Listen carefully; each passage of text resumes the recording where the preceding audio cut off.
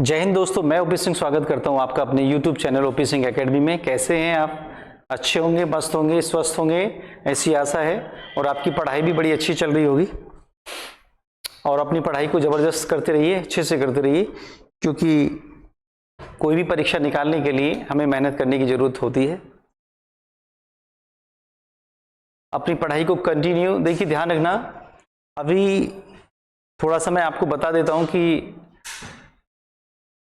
मैंने अभी अपने बच्चों को एक ऐसे सेमिनार का आयोजन करवाया था कि जो दिल्ली में आयोजित किया गया था, और उस सेमिनार में मोस्टली भारत के विभिन्न राज्यों से कुछ स्टूडेंट आए थे जो सेमिनार में भाग लेने के लिए गए थे। मैं भी अपने कोचिंग से अपने बच्चों को लेकर गया था और सेमिनार का मेन उद्देश्य था, उसका टॉपिक था मैं भी IAS और IPS। तो वहां पर कुछ स्टूडेंटों को बुलाया गया था जो बड़ी परीक्षाओं की तैयारी कर रहे हैं, बड़ी परीक्षाओं को कैसे निकालते हैं, जैसे IAS हो गया, PCS हो गया, IPS हो गया।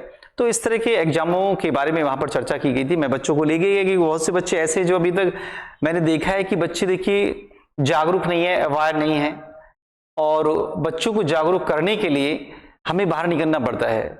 और सबसे पहले मैं कहता हूं कि जो पेरेंट्स पढ़े लिखे हैं वो बच्चों को, अपने बच्चों को मोटिवेट करते रहें, पढ़े लिखे सेमिनारों में लेकर जाएं जहां बड़े बड़े स्टूडेंट आते हैं जो IAS का एग्जाम, PCS का एग्जाम, IPS का एग्जाम क्लियर करते हैं। तो बच्चों को वहां पर ले जाया गया दिल्ली के शाह ऑडिटोरियम में, जहां पर मोस्टली लगभग 10 से 15 IAS अफसर, IPS अफसर आए थे और उन्होंने बच्चों को मोटिवेट किया, बताया कि हम कैसे पढ़ाई को कंटिन्यू कर एग्जामों को निकालते हैं। तो ध्यान रखना, एक ही जो 4 IAS IPS स्टूडेंटों का पैनल वहां पर बना हुआ था, उन्होंने बच्चों को समझाया।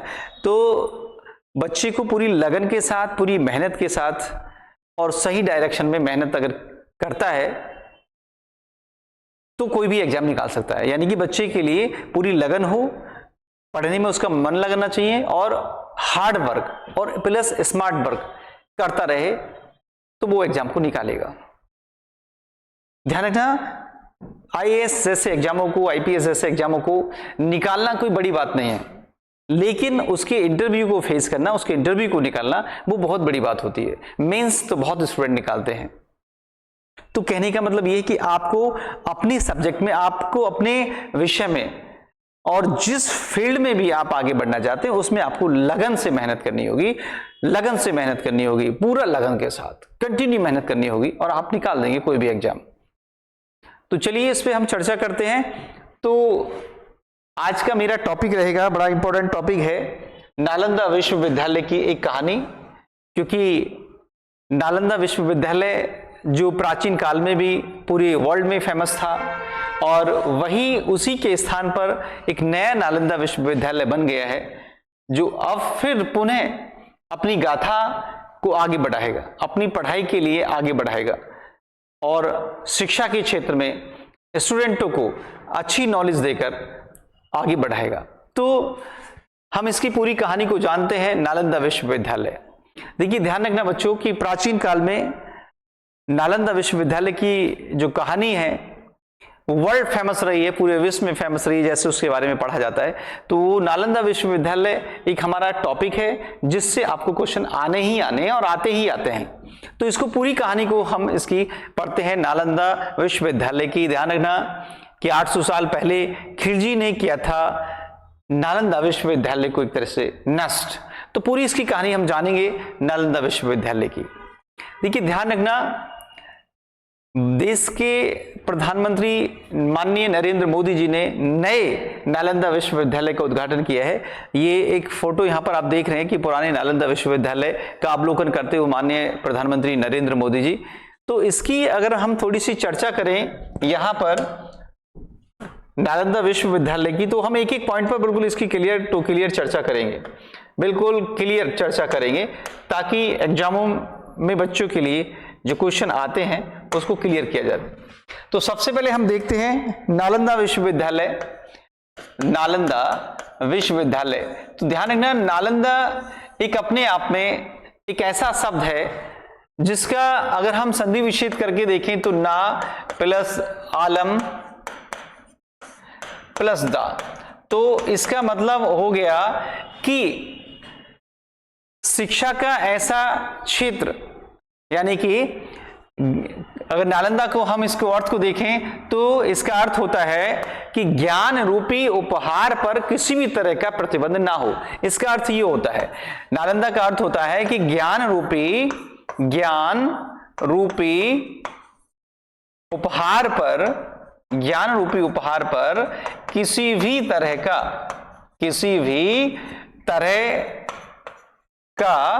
प्रतिबंध ना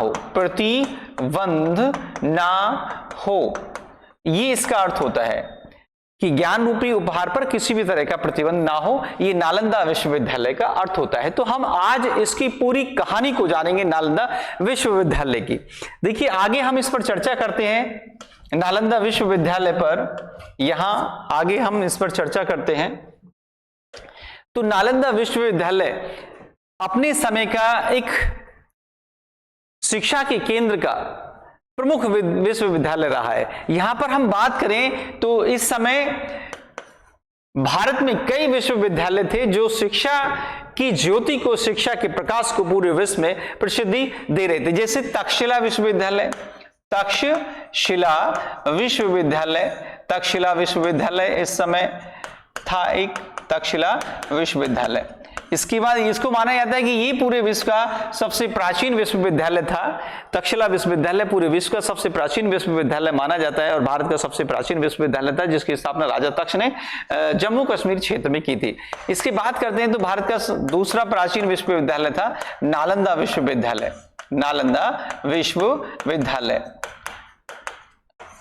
और भारत में यहीं पर विक्रमशिला विश्वविद्यालय भी था, विक्रमशिला विश्वविद्यालय। और भारत में वल्लभी विश्वविद्यालय भी था, वल्लभी विश्वविद्यालय जो गुजरात में था।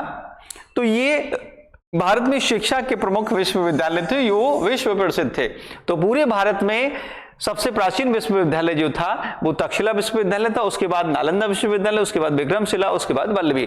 तो विक्रमशिला विश्वविद्यालय भी राजगृह में ही था, विक्रमशिला विश्वविद्यालय महाराष्ट्र क्षेत्र में था, महाराष्ट्र क्षेत्र में था। और वल्लभी विश्वविद्यालय गुजरात में था, गुजरात। नालंदा विश्वविद्यालय आपका बिहार में, राजगृह में, और ये आपका जम्मू कश्मीर क्षेत्र में था। तो ये भारत के उस समय प्राचीन विश्वविद्यालय रहे हैं। अब बात करते हैं हम यहाँ पर नालंदा विश्वविद्यालय की, जो आपको दिखाया गया है, नालंदा विश्वविद्यालय। तो एक एक पॉइंट पर हम इस पर चर्चा करेंगे, नालंदा विश्वविद्यालय पर बिल्कुल एक एक पॉइंट पर चर्चा करेंगे, बिल्कुल क्लियर टू क्लियर। तो यदि बात करें तो ये जो पिक्चर आपको दिखाई गई है, ये जो फोटो दिखाया गया है, ये नालंदा विश्वविद्यालय का। बात करते हैं सबसे पहले इसकी जो स्थापना हुई है, स्थापना। तो बेटा यहां पर एकदम पॉइंट टू द पॉइंट यहां क्लियर करना है आपको, और वही क्वेश्चन आपको एग्जाम में आएगा। अगर स्थापना की बात करें तो ये इसकी स्थापना गुप्त काल में हुई थी, गुप्त काल में इसकी स्थापना हुई थी। माना अब यहां पर ध्यान रखना है कि कुमार गुप्त, सभी ने सुना होगा कि कुमार गुप्त प्रथम के द्वारा इसकी स्थापना की गई थी। स्थापना गुप्त काल में हुई थी, लेकिन नालंदा विश्वविद्यालय की जो स्थापना की थी वो कुमार गुप्त प्रथम ने की थी 450 ईस्वी में। 450 ईस्वी में नालंदा विश्वविद्यालय की स्थापना हुई थी। और कुमार गुप्त के बारे में जानकारी मिलती है कि यह कुमार गुप्त वंश के सबसे शक्तिशाली शासक चंद्रगुप्त द्वितीय के पुत्र थे, यानी कि विक्रमादित्य के पुत्र थे कुमार गुप्त। इन्होंने ही नालंदा विश्वविद्यालय की स्थापना की थी। अब बात करते हैं कि स्थापना, यानी कि इसकी जो स्थापना हुई थी वो राजगृह में की गई थी, राजगृह। और ये राजगृह आज देखते हैं तो ये बिहार राज्य में आता है। तो राजगृह नामक स्थान पर नालंदा विश्वविद्यालय की स्थापना की गई थी, जो कि कुमार गुप्त के द्वारा की गई थी। अब ये ध्यान रखना, यहां पर हम आगे चर्चा करते हैं इस राजगृह के बारे में, कुछ जानकारी हासिल करना चाहते हैं। राजगृह, इसको गिरिब्रिज भी कहा गया है, गिरिब्रिज भी कहा गया है, गिरिब्रज भी कहा गया है, गिरिब्रज भी कहा गया है, या राजगीर भी कहा गया है इसको, राजगीर। तो ये एक प्राचीन नगर माना गया है। इसकी स्थापना जो की थी वो राजा बिंबिसार के द्वारा की गई थी, राजा बिंबिसार के द्वारा इसकी स्थापना की गई थी और राजा बिंबिसार ने राजगृह को अपनी राजधानी बनाया था। यहीं पर नालंदा विश्वविद्यालय की स्थापना की थी।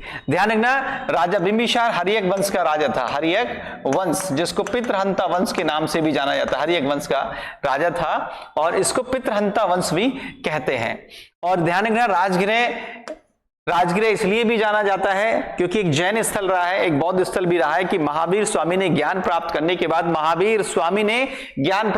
बाद अपना जो पहला उपदेश दिया था वो राजगृह में दिया था। जैसे महात्मा बुद्ध ने ज्ञान प्राप्ति के बाद अपना पहला उपदेश सारनाथ में दिया था, इसी तरह से महावीर स्वामी ने अपना पहला उपदेश राजगृह में दिया था। आगे हम चर्चा करते हैं नालंदा विश्वविद्यालय के बारे में। तो स्थापना से हमने संबंधित देख लिया, अब बात करते हैं हम नालंदा विश्वविद्यालय की विशेषताओं के बारे में। इसकी विशेषताएं जो थी, नालंदा विश्वविद्यालय की विशेषताएं, ध्यान रखना, ये नालंदा विश्वविद्यालय अपने बौद्ध शिक्षा का तो केंद्र था ही था, लेकिन यहां पर विभिन्न विषयों से संबंधित शिक्षा दी जाती थी। जैसे नालंदा विश्वविद्यालय में सबसे पहले देखते हैं तो बौद्ध शिक्षा यदि इसकी विशेषताओं में देखते हैं तो नालंदा विश्वविद्यालय बौद्ध शिक्षा का एक केंद्र था। दूसरे देशों से लोग यहाँ पर बौद्ध शिक्षा ग्रहण करने आते थे। जैसे ध्यान रखना, बात करते हैं ह्वेनसांग। तो ह्वेनसांग नालंदा विश्वविद्यालय की विशेषताओं के बारे में सबसे पहले बताता है कि ह्वेनसांग ने ही सबसे पहले नालंदा विश्वविद्यालय का उल्लेख किया था। ह्वेनसांग जो कि चीन देश से आया एक बौद्ध यात्री था। ध्यान रखना, चीन देश से आया एक बौद्ध यात्री था, यानी कि भारत में आने वाला दूसरा चीनी बौद्ध यात्री था और भारत में आने वाला पहला चीनी बौद्ध यात्री था फायंग। तो ह्वेनसांग ने अपनी किताब लिखी थी, ध्यान रखना, एक किताब लिखी थी CU की। तो ह्वेनसांग ने किताब लिखी थी CU की। इसी किताब में उसने नालंदा विश्वविद्यालय के बारे में, भारत की पूरी संस्कृति के बारे में और हर्षवर्धन के बारे में लिखा है, क्योंकि ह्वेनसांग हर्षवर्धन के समय में भारत आया था।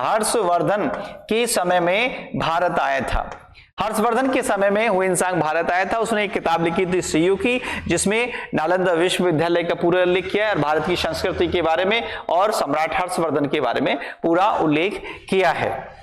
तो यहां अब बात करते हैं ह्वेनसांग ने इस विश्वविद्यालय में, यानी ह्वेनसांग ने नालंदा विश्वविद्यालय में बौद्ध शिक्षा ग्रहण की थी और यहीं पर उसने अध्ययन भी किया था, पढ़ाई भी की थी, अध्ययन भी किया था और अध्यापन का कार्य भी करवाया था।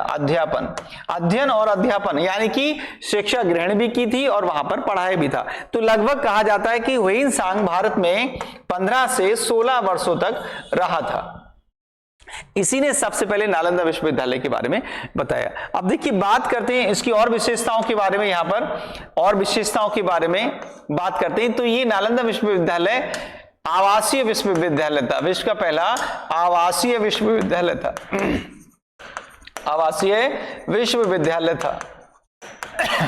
आवासीय विश्वविद्यालय, यानी कि इसमें जो स्टूडेंट होते थे वो यहीं पर रहकर शिक्षा ग्रहण करते थे।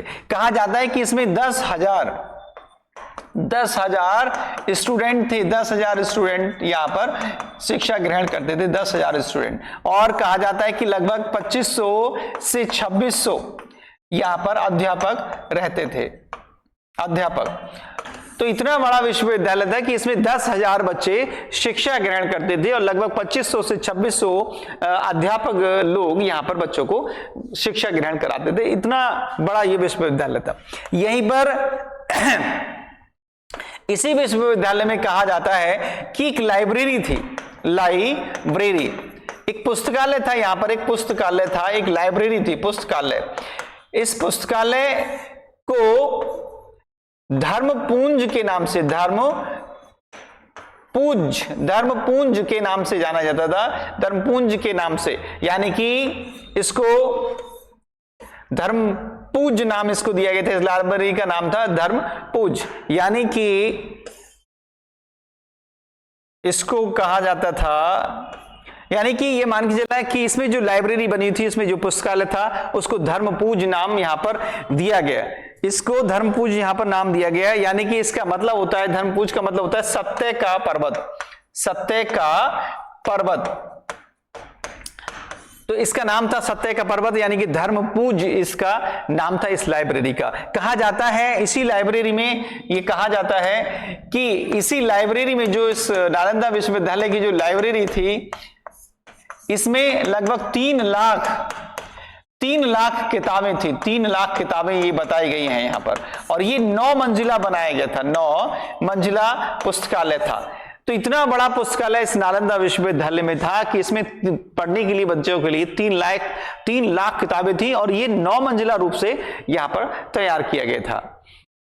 और विशेषताएं इसकी यदि हम देखें, यहां पर नालंदा विश्वविद्यालय की विशेषताएं देखें तो यहां पर जो बच्चों का एडमिशन होता था वो मेरिट के आधार पर होता था। किसके आधार पर?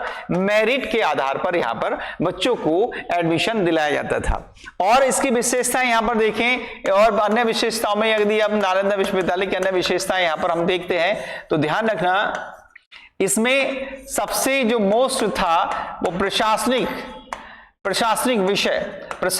विषय से संबंधित शिक्षा दी जाती थी। बौद्ध शिक्षा यहां पर दी जाती थी, बौद्ध शिक्षा का तो ये केंद्र था, बौद्ध शिक्षा दी जाती थी। तो यहां भूगोल से संबंधित शिक्षा, यानी कि कुल मिलाकर इस विश्वविद्यालय में लगभग सभी प्रकार की शिक्षा दी जाती थी। यानी कि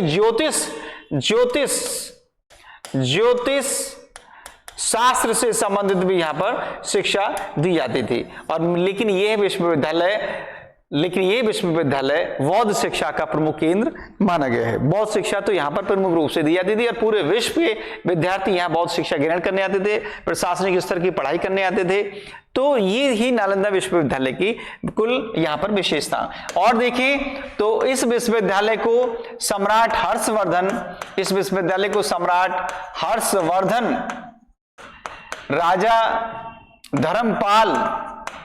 राजा धर्मपाल जैसे महान शासकों का संरक्षण भी मिला हुआ था।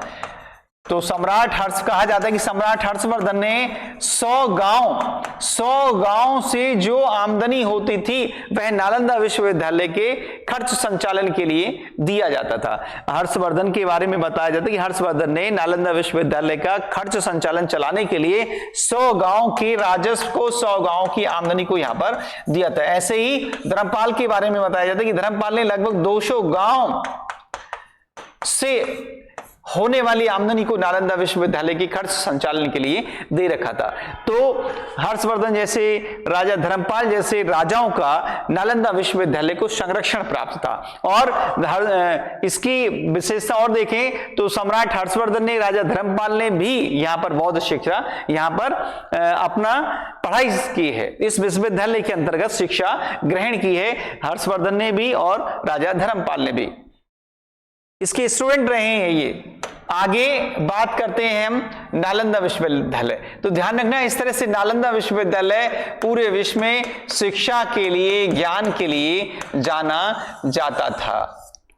ये थी नालंदा विश्वविद्यालय की यहाँ पर विशेषताएं। अब बात करते हैं हम नालंदा विश्वविद्यालय की और ज्यादा इसमें डिटेल में देखते हैं। तो लगभग 700-800 वर्षों तक नालंदा विश्वविद्यालय पूरे विश्व में फेमस हो गया था। तो भारत के आसपास के देश, चाहे वो इंडोनेशिया रहा हो, चाहे वो नेपाल रहा हो, चाहे वो श्रीलंका रहा हो, चाहे वो चीन देश रहा हो, यहां पर विभिन्न देशों के विद्यार्थी शिक्षा ग्रहण करने आते थे, बौद्ध शिक्षा ग्रहण करने यहां पर आते थे। आगे बात करते हैं अब यहां पर इस विश्वविद्यालय के बारे में और डिटेल में थोड़ा सा जानकारी हम लेते हैं। इस विश्वविद्यालय के बारे में कहा जाता है कि, ध्यान रखना, एक नाम मिलता है बख्तियार खिलजी। बख्तियार खिलजी, यहां पर एक नाम मिलता है। इस बख्तियार खिलजी के बारे में कहा जाता है कि ये मोहम्मद गौरी का सेनापति था। मोहम्मद गौरी का सेनापति था और मोहम्मद गौरी का गुलाम भी था, ऐसा इसके बारे में जानकारी मिलती है। तो कहा जाता है कि बख्तियार खिलजी ने ही नालंदा विश्वविद्यालय और विक्रमशिला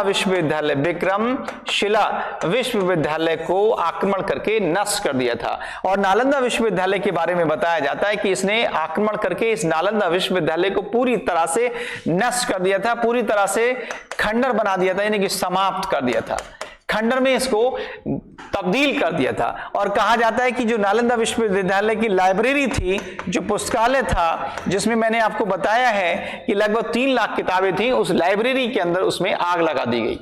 और कहा जाता है कि ये लाइब्रेरी उन किताबों के माध्यम से इन किताबों को जलाया गया, तो एक लंबे समय तक ये लाइब्रेरी जलती रही थी। तो इस तरह से इस बख्तियार खिलजी नाम के व्यक्ति ने नालंदा विश्वविद्यालय को बिल्कुल खंडर में तब्दील कर दिया था, नष्ट कर दिया था, क्योंकि ये बौद्ध शिक्षा का केंद्र पूरे विश्व में प्रसिद्ध था। यहीं पर हम बात करते हैं अब इस नालंदा विश्वविद्यालय के बारे में। इस नालंदा विश्वविद्यालय के बारे में जो अपनी विशेषताओं के लिए जाना जाता था पूरे विश्व में, इसको बख्तियार खिलजी नाम के व्यक्ति ने खंडर में तब्दील कर दिया था, इसको नष्ट कर दिया था। अब इसी विश्वविद्यालय को पुणे से स्थापित कर दिया गया है, यानी कि जिस प्रकार प्राचीन काल में दूसरे देशों से यहां शिक्षा ग्रहण करने के लिए आते थे नालंदा विश्वविद्यालय में भी, अब उसी जगह उसी राजगृह में जो पटना से लगभग 90 किलोमीटर की दूरी स्थित है, एक नया विश्वविद्यालय बना दिया गया है। एक नया विश्वविद्यालय बना दिया गया है, जिसका माननीय प्रधानमंत्री नरेंद्र मोदी के द्वारा इसका विधिवत रूप से उद्घाटन कर दिया गया। अब इसके बारे में हम थोड़ी सी अगर जानकारी करें यहाँ पर नए नालंदा विश्वविद्यालय के बारे में, यानी कि ये जो नया नालंदा विश्वविद्यालय, इसके बारे में हम बात करते हैं। नया नालंदा विश्वविद्यालय, यदि हम इसके बारे में बात करते हैं, नया नालंदा विश्वविद्यालय के बारे में चर्चा करते हैं, जो ध्यान रखना, सबसे पहले 2006 में एपीजे अब्दुल कलाम ने सबसे पहले इसका जिक्र किया था। तो जब एपीजे अब्दुल कलाम बिहार दौरे पर राजगृह में गए थे, इस विश्वविद्यालय को उन्होंने जब इस विश्वविद्यालय का दौरा किया था, तो 2006 में सबसे पहले एपीजे अब्दुल कलाम ने ही यहां पर पुणे से नया नालंदा विश्वविद्यालय बनाने का उल्लेख किया था। आगे बात करते हैं 2010 की। तो 2010 अधिनियम के तहत, यानी कि 25 दिसंबर, ये कहा जाता है कि 25 दिसंबर 2010 को एक एक्ट बनाया गया और इसी एक्ट के द्वारा यहां पर नया नालंदा विश्वविद्यालय बनाना शुरू कर दिया गया, जो कि 455 एकड़ भूमि में इसको बनाया गया है। और इसको बनाने में लगभग 1750 करोड़ यानी 1750 करोड़ रुपए, 750 यानी कि 1750 करोड़ रुपए का खर्च आया है। और इस रुपए को खर्च करके उसी स्थान पर नया नालंदा विश्वविद्यालय बना दिया गया। आगे हम इस पर चर्चा करते हैं, तो ध्यान रखना, इसका जो बनाने का सिलसिला था वो 2006 से शुरू हुआ। 2010 में इसका निर्माण कार्य शुरू कर दिया गया और 2016 में इसे यूनेस्को की विश्व विरासत सूची में शामिल कर दिया गया था। 2016 में इसे नालंदा विश्वविद्यालय को यूनेस्को की विश्व विरासत सूची में इसको शामिल कर दिया गया। और ध्यान रखना है, आगे इसी में आगे की अगर मैं आपको बात करता हूं, तो देश के प्रधानमंत्री नरेंद्र मोदी जी ने 19 जून जून 2024 को 19 जून 2024 को नालंदा विश्वविद्यालय का विधिवत रूप से उद्घाटन किया। तो 19 जून 2024 को देश के प्रधानमंत्री नरेंद्र मोदी ने नए नालंदा विश्वविद्यालय का उद्घाटन कर दिया है। तो ध्यान रखना, इसी के साथ यहां पर मैं आपको बताता हूं कि लगभग 17 देशों के साथ MOU साइन किया गया है। 17 देशों के साथ MOU साइन किया गया है। MOU का मतलब होता है memorandum of understanding, memorandum of understanding, यानी कि इसका मतलब होता है MOU का मतलब होता है, यानी कि मेमोरेंडम ऑफ अंडरस्टैंडिंग का मतलब होता है दो या दो से अधिक देशों के साथ हस्ताक्षर, यानी कि लगभग 17 देशों के साथ MOU साइन किया गया, यानी कि दो या दो से अधिक देशों के साथ भारत ने इसको साइन किया है, यानी कि भारत ने एक हस्ताक्षर किए, भारत ने एक समझौता किया है। तो 17 देशों के साथ इसको MOU किया गया है, मेमोरेंडम ऑफ अंडरस्टैंडिंग किया है, यानी इसका मतलब होता है दो या दो से अधिक देशों के साथ ज्ञापन समझौता। इसी में अगर हम देखते हैं तो वर्तमान समय में 26 देशों के स्टूडेंट नालंदा विश्वविद्यालय में इस समय अध्ययन कर रहे हैं, पढ़ाई कर रहे हैं। 26 देशों के स्टूडेंट यहां पर इस समय पढ़ाई कर रहे हैं। यहीं पर मैं आपको एक और जानकारी यहां देना चाहता हूं नालंदा विश्वविद्यालय से संबंधित।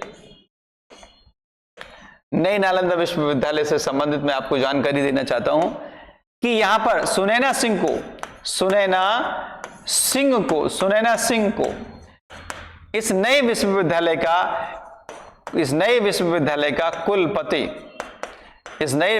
का कुलपति नियुक्त किया है।